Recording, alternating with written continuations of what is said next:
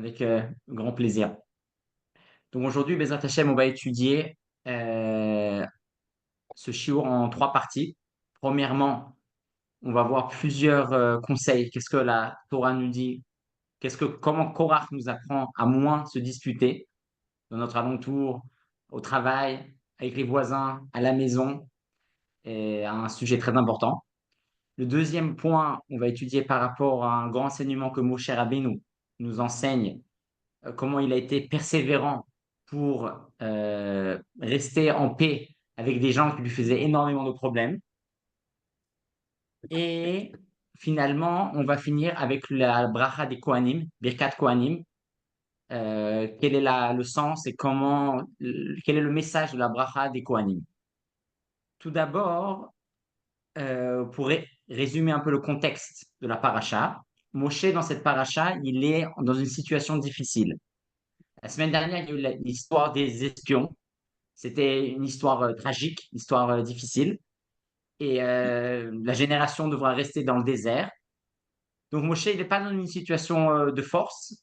Et c'est pour ça que Korach, son cousin germain, donc le frère le père de Moshe et le père de Korach, son frère.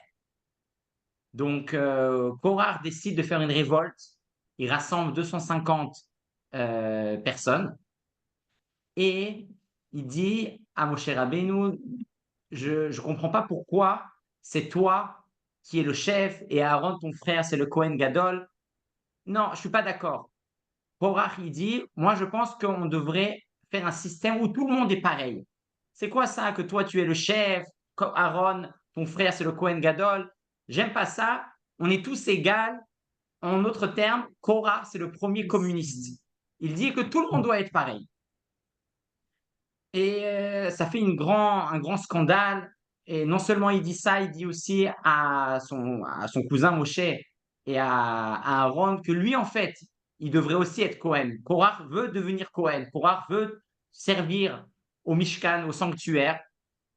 Et finalement, ils ont eu une grande punition. Une partie du groupe de Korach a été mangée, avalée par par la terre. Une autre partie a été brûlée. Et à la fin de la paracha, on voit même qu'il y a une histoire, il y a eu une épidémie, le peuple a été puni. Et finalement, Moshe, grâce au Ktoret, aux encens, a réussi à stopper cette épidémie. Et finalement, à la fin de la paracha, on a le chapitre qui nous parle des cadeaux que nous devons donner aux Kohanim. Parce que, comme dans cette paracha, les Kohanim ont d'une certaine manière été frappés, été remis en cause. Korach, il a dit non, c'est pas vous les vrais Kohanim, c'est moi le vrai Kohen.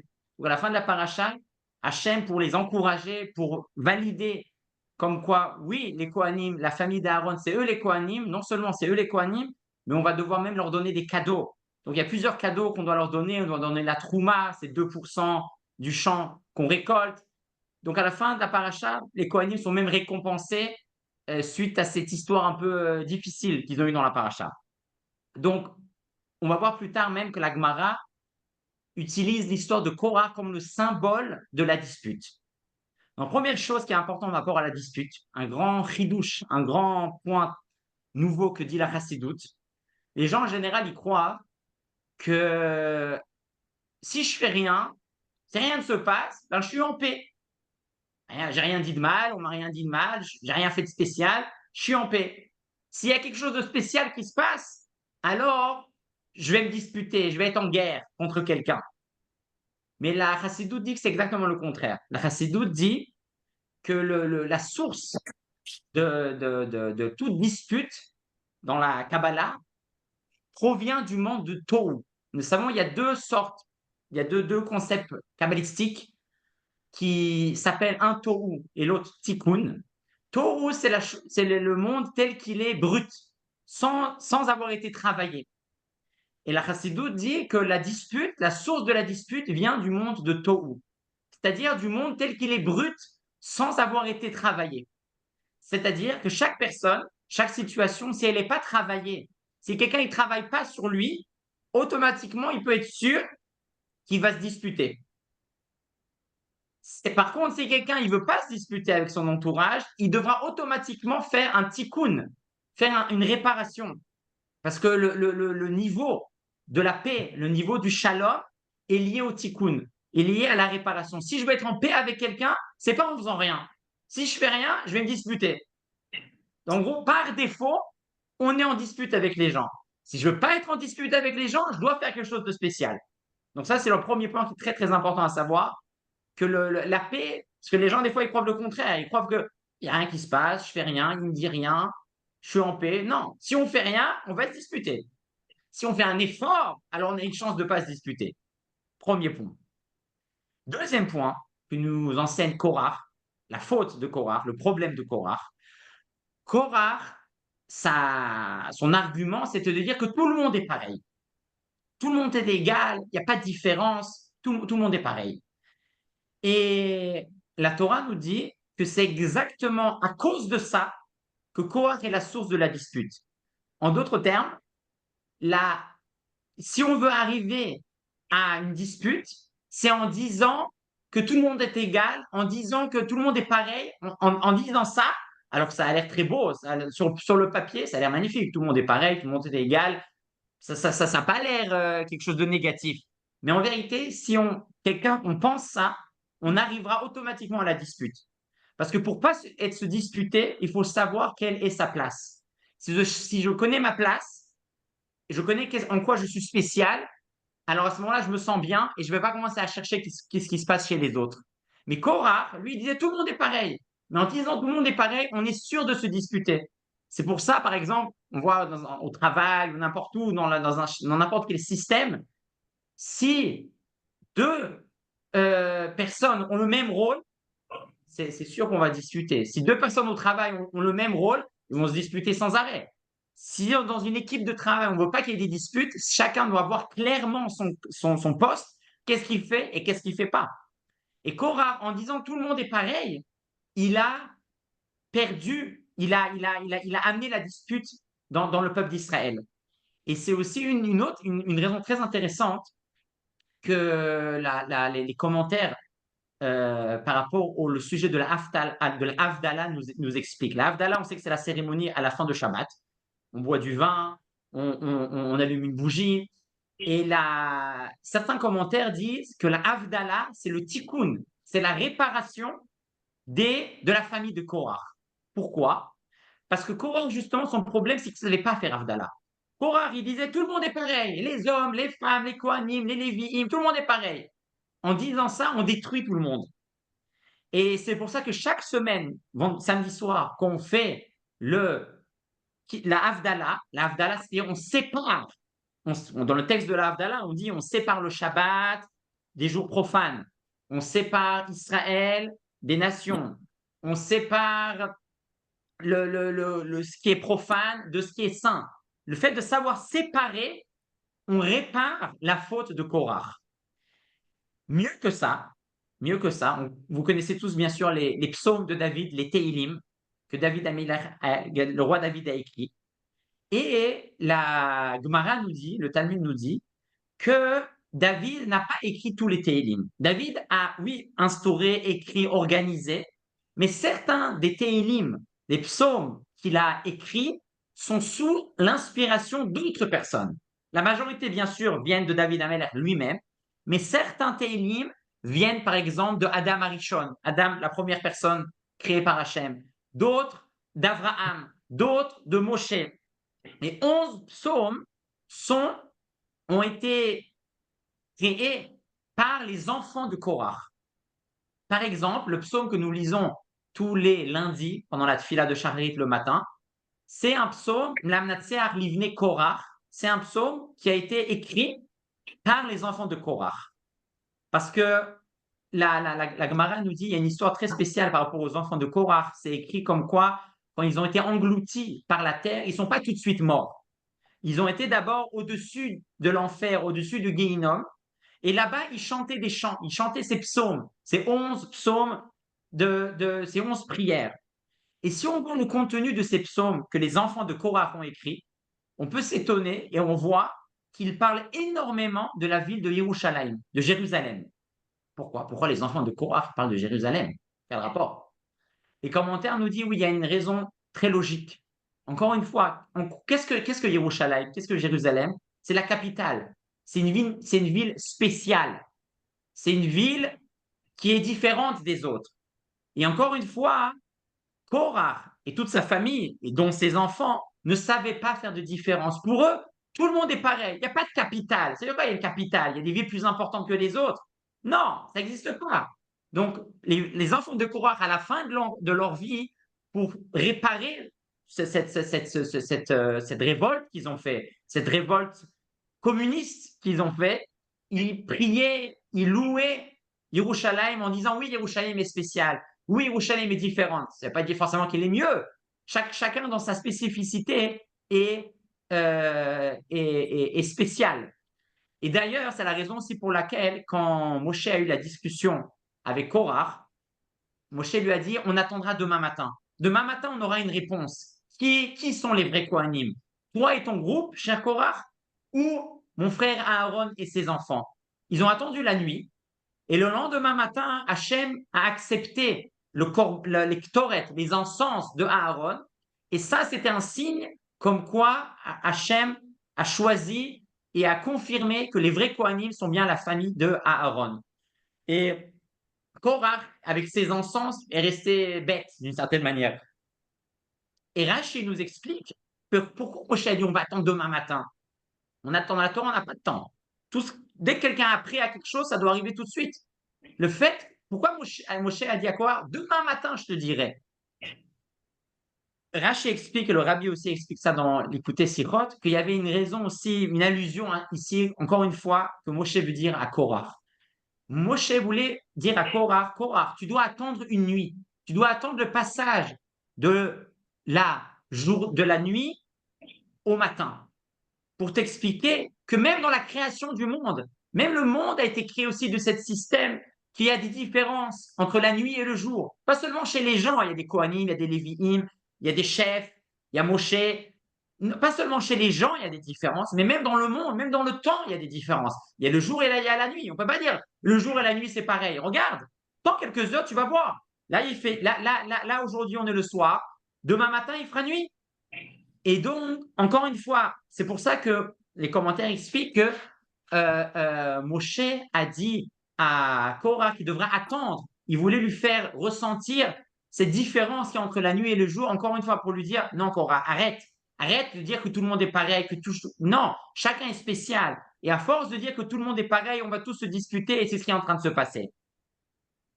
Un autre élément qui est très important et très intéressant par rapport au fait que chacun est unique, chacun est différent, et il faut le savoir, qu'on essaye de mettre tous les mêmes personnes au même niveau, on ne fait que détruire les gens. Et ça peut même dans une famille, on a des enfants, on peut avoir une tendance à penser que c'est tous les mêmes, qu'on a des amis, qu'on a des... Non, il faut savoir, chacun est spécial. Et on a même une preuve par rapport dans l'histoire de la Torah avec Caïn et Èvel, les deux premiers enfants de Adam.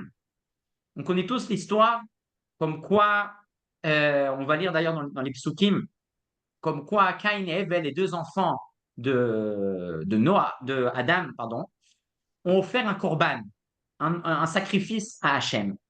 Caïn était le premier. Il a amené un korban, un sacrifice des produits de la terre. Ensuite, Èvel, son frère, a dit, mais c'est ça. Et lui, il a amené aussi un korban. Et la Torah nous raconte que Hachem a accepté le korban de Hevel. Le korban de Hevel a été brûlé, a été accepté par le ciel. Caïn, il a vu ça, il était jaloux. Il a dit mon frère, on lui accepte son korban, moi non. Il a été pris de jalousie et il a malheureusement tué son frère Hevel. Et jusqu'aujourd'hui, personne, Hevel a disparu, il n'a pas eu d'enfant, il a disparu. Et la vraie raison pourquoi Caïn, son korban n'a pas été accepté, Rachid nous dit, parce qu'il n'a pas amené du meilleur de ce qu'il avait. Il a donné à Hachem des tomates ou des pommes de terre, mais il n'a pas donné les meilleurs. Hevel, il a donné les meilleurs. Et à Hachem, on doit lui donner les meilleurs. Donc, Hachem a accepté le korban de Hevel, et le pauvre, il s'est fait tuer par Caïn. La Chassidou nous dit, ok, de là, c'est sûr qu'on doit apprendre de Hevel, comme quoi on doit donner le meilleur, ça c'est sûr, il a très bien fait, on doit apprendre de lui de donner le meilleur. Mais quand même, finalement, qui c'est qui reste dans le monde? Caïn. Caïn, il est resté dans le monde. On descend tous de lui finalement. De Hevel, personne. Donc Caïn, il est celui qui a laissé sur terre une trace. De Hevel, rien n'est resté. Le Chassidoute nous dit, de là, on apprend quelque chose d'intéressant. Caïn, c'est vrai qu'il n'a pas amené le meilleur, mais c'était lui le premier. Lui, c'était son idée d'amener un korban pour Hachem. Dans le passouk où Hevel a amené son korban, le passouk dit Hevel evi gamhu, lui aussi. C'est-à-dire que Hevel, il a copié son frère. Caïn, il a amené un korban. J'ai aussi amené un korban. La Torah nous dit pour ceux qui copient, ceux qui n'arrivent pas à trouver c'est quoi leur vraie mission, c'est quoi leur vraie spécificité, parce que chacun il est spécial. Mais comme ils ne trouvent pas leur copie, ces gens-là, ils laissent rien dans le monde. Ces gens-là, malheureusement, ils disparaissent. Les seuls gens qui laissent quelque chose de spécial, qui laissent quelque chose dans le monde, c'est des gens qui ont amené quelque chose d'unique, qui ont amené quelque chose. Et ça, c'était leur idée. Et ils ont réussi à faire ça. Et ils restent éternellement. Et donc ça, c'est ce qu'on apprend, quelque chose de très important de Caïn et Hevel. De Hevel, c'est vrai qu'il a amené du meilleur, mais le pauvre, il a amené comme son frère. Et ça, c'était pas bien. Ça, il devait chercher en lui qu'est-ce qu'il avait quelque chose de spécial. Et c'est sûr qu'à ce moment-là, il aurait été éternel, il aurait laissé une trace, il aurait laissé une descendance. Et c'est ça d'ailleurs dans David Amelech, dans les psaumes de David, dans le psaume 51, David Ameller dit, s'il te plaît, Hachem, lève ta or berai des Elohim. S'il te plaît, Hachem, donne-moi un cœur pur. C'est quoi un cœur pur? Quand on dit quand vous achetez un jus de fruits pur, 100% pur, quand vous achetez un bijou, pur or, pur argent, ça veut dire quoi pur? Pur, ça veut dire c'est pas mélangé avec quelque chose d'autre. Un jus 100% orange, c'est qu'il n'y a que de l'orange, ils n'ont pas rajouté un peu je sais pas, d'un autre fruit. 100%, c'est ça qu'on appelle pur. David Ameller, il demande à Hachem, et on demande tous à Hachem quand on lit les Tehillim, s'il te plaît, Hachem, donne-moi un cœur pur. C'est-à-dire, on demande à Hachem, Hachem, aide-moi à trouver en quoi je suis spécial sans me mélanger aux autres, sans essayer de copier ce que les autres y font. En essayant de copier ce que les autres y font, on n'arrive pas, ça marche pas. C'est seulement en trouvant en quoi on est pur, en quoi on est spécial, que là, à ce moment-là, on a une bracha et Hachem, il nous aide. On voit d'ailleurs une autre histoire dans le Tanakh, très très intéressante, par rapport au fait que dans le domaine de la Gdusha, dans le domaine de la sainteté, chacun est spécial, chacun est unique. Quand on voit un certain groupe où tout le monde fait pareil, on doit savoir que là-bas, il n'y a pas la Gdusha. Quand on voit un certain pays, un certain groupe où tout le monde fait pareil, il n'y a pas la Gdusha. Quand on voit une équipe, que chacun est spécial dans quelque chose, c'est que là-bas, il y a la Gdusha. C'est que là-bas, Hachem, il réside. Il y a une histoire dans le Tanakh, à la fin du livre Les Rois, numéro 2, là où deux rois se rencontrent. Vous savez, dans l'histoire du Tanakh, à un certain moment, il y avait deux royaumes. Le royaume d'Israël, qui était le plus grand, et le royaume de Yehuda, de Juda.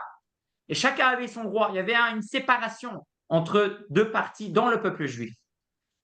Et il y avait une certaine concurrence, c'était pas toujours facile, mais à un certain moment, à l'époque du prophète Eliaou, deux rois juifs, donc le roi d'Israël et le roi de Yehuda, se sont rencontrés. Le roi Achav, qui était un roi assez problématique, qui a fait beaucoup de problèmes, qui venait du royaume d'Israël, a rencontré le roi Yehoshaphat, le roi du royaume de Yehuda.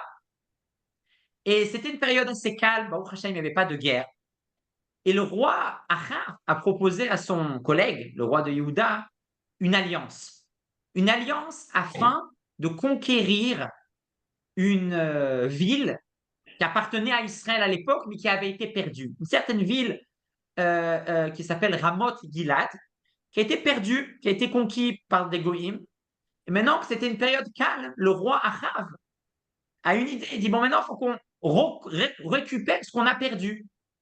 Donc, il demande à son collègue Yehoshaphat, veux-tu t'allier à moi? Est-ce que tu voudrais qu'on fasse la guerre ensemble? Ça sera peut-être plus simple. Comme ça, on va conquérir de nouveau cette ville qui nous appartient. Yehoshaphat dit, pas de problème. Kamoni kamocha, moi je suis comme toi. Mon peuple, c'est ton peuple. Mon cheval, c'est ton cheval. Vraiment, pas de problème. Ils ont fait la paix. Ils étaient très contents. Par contre, Yehoshaphat dit, j'ai juste une condition. Avant qu'on commence la guerre, je veux qu'on demande à Hachem si on a la bénédiction. Je veux qu'on demande à Hachem si on va réussir. Je veux qu'on demande à Hachem si c'est bien de faire cette guerre. Ok, Achav dit pas de problème, je vais organiser un rassemblement de prophètes. À l'époque, les prophètes, il y en avait beaucoup, c'est pas comme aujourd'hui. Et on va demander. Achav, donc, fait un rassemblement de 400 prophètes, nous dit l'histoire du Tanakh. 400 prophètes sont rassemblés. Et il demande, Achav demande à ses prophètes, chers prophètes, qu'en pensez-vous? Devons-nous faire la guerre ou pas? Ces prophètes disent tous de la même voix, avec les mêmes mots, allez veiten Hashem beyad. Oui, on va y aller et Hachem, il va nous faire gagner. Yoshaphat entend ça et il n'aime pas. Il n'aime pas. Il sent pas la gdoucha. Il sent pas que c'est des vrais prophètes. Il sent que c'est des faux prophètes, des charlatans.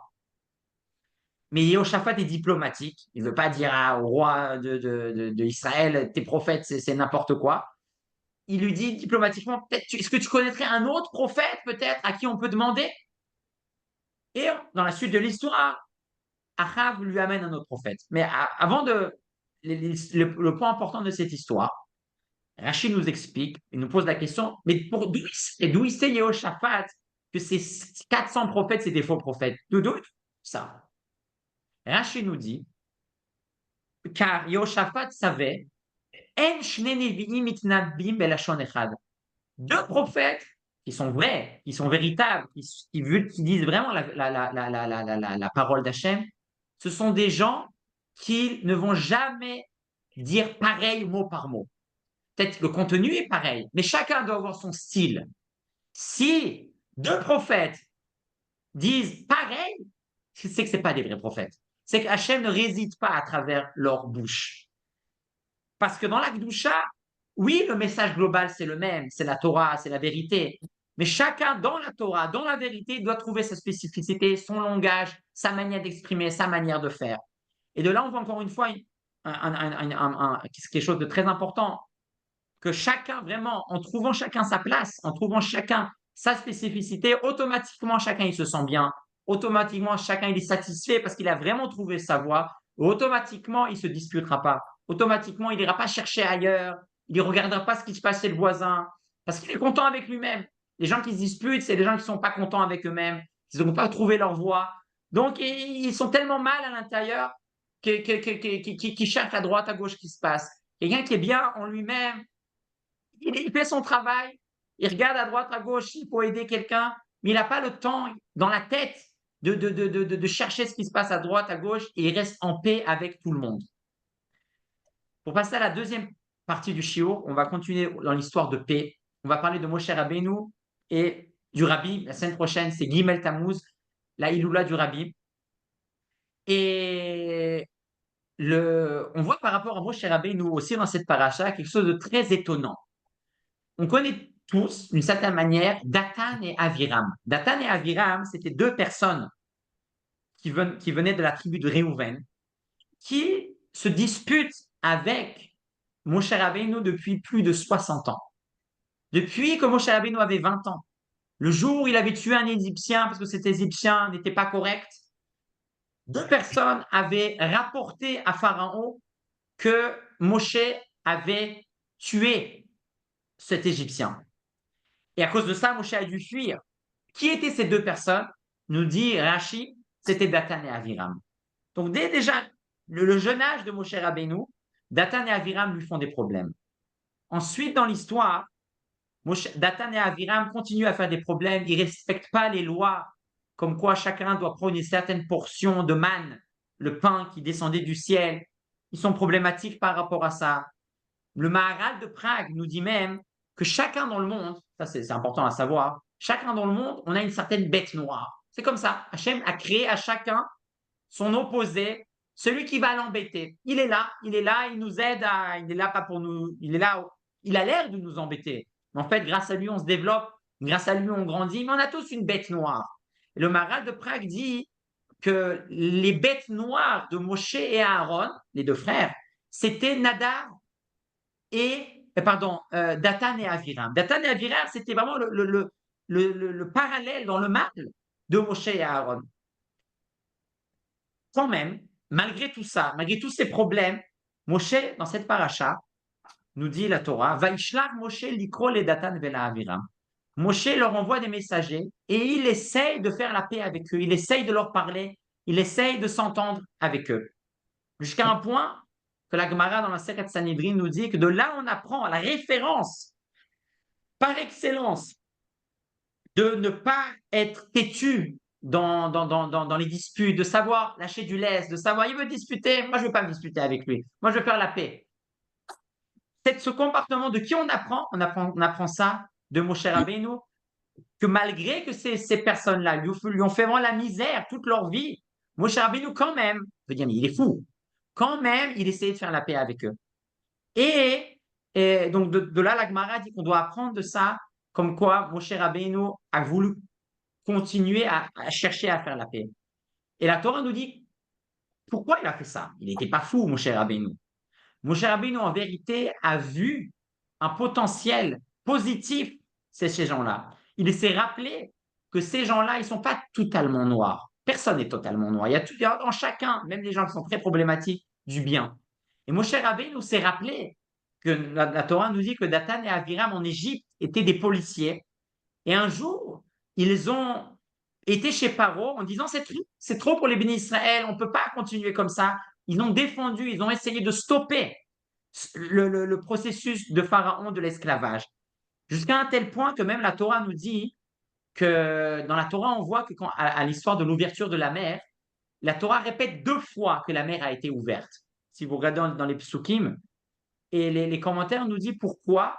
Parce qu'en fait, Hachem a ouvert 2 fois la mer. Une fois pour tout le peuple juif, comme tout le monde connaît, et une deuxième fois pour Dathan et Aviram.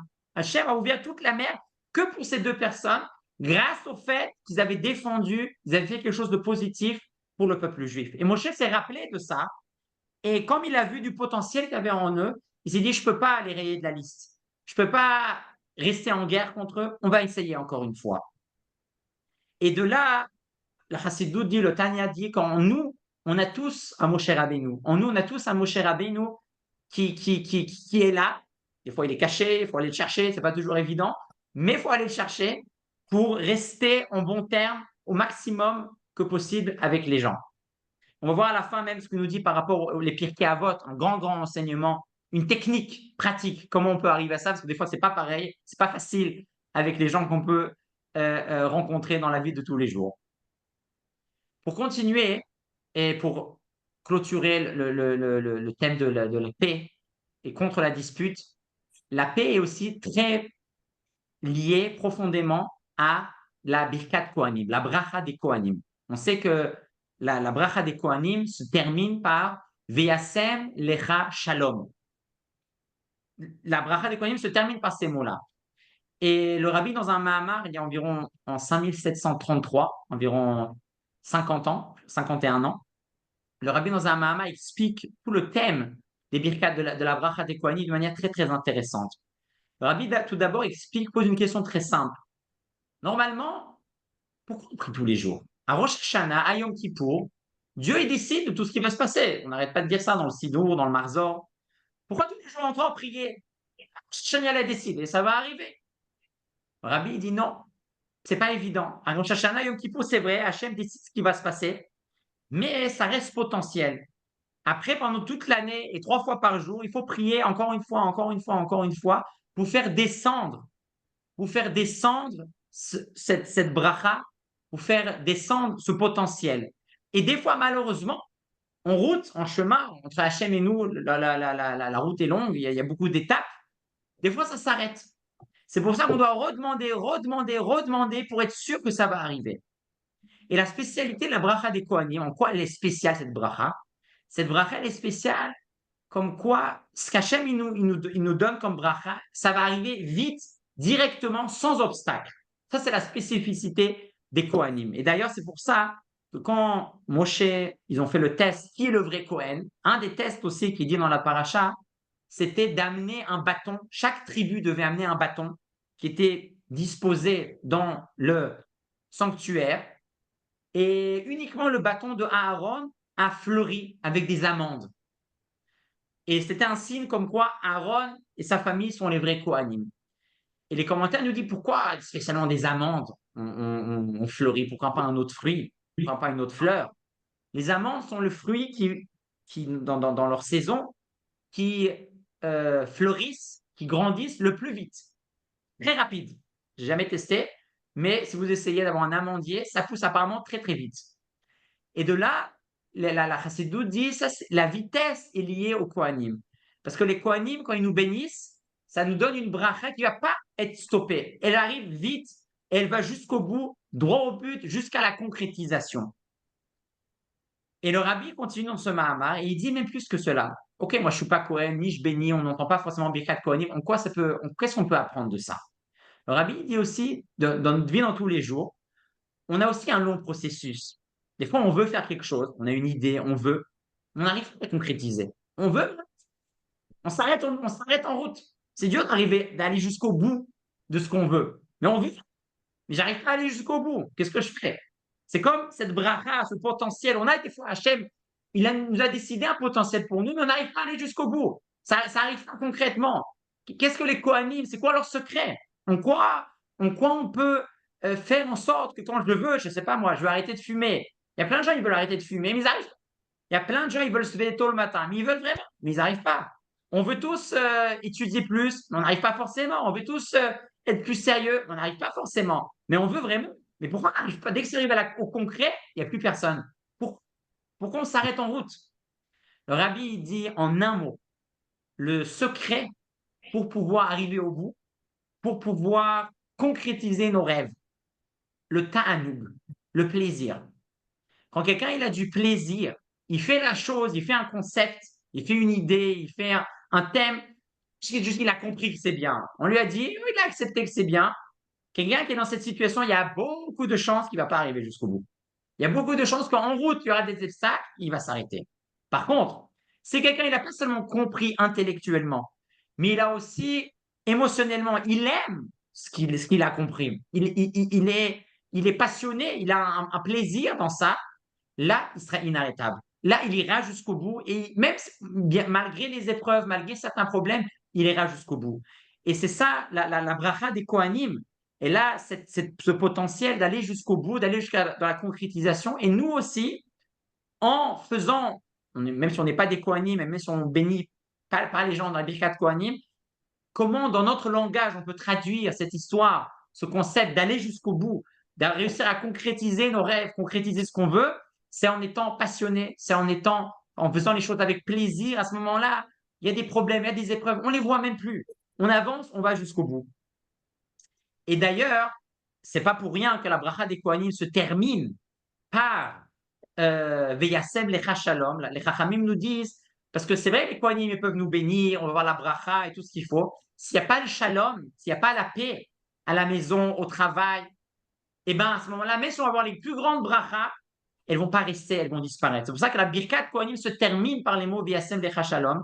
Et c'est aussi d'ailleurs pour ça que dans la Hamida, on fait à la Birkat Kohanim, le paragraphe qui vient juste après Birkat Kohanim, c'est le paragraphe de Sim Shalom. Le paragraphe où on demande à Hachem, donne-nous le shalom. Si on n'a pas le shalom, on a beau avoir les plus grandes brachas matérielles et spirituelles, on les perd, on ne peut pas en profiter et ça s'envole. On va juste résumer ce qu'on a étudié aujourd'hui avant de terminer par un mot très intéressant de la chassidoute du petit-fils du Tzemar Tzedek sur comment faire plus à Avat Israël, comment arriver plus à aimer les autres, comment arriver à moins se disputer.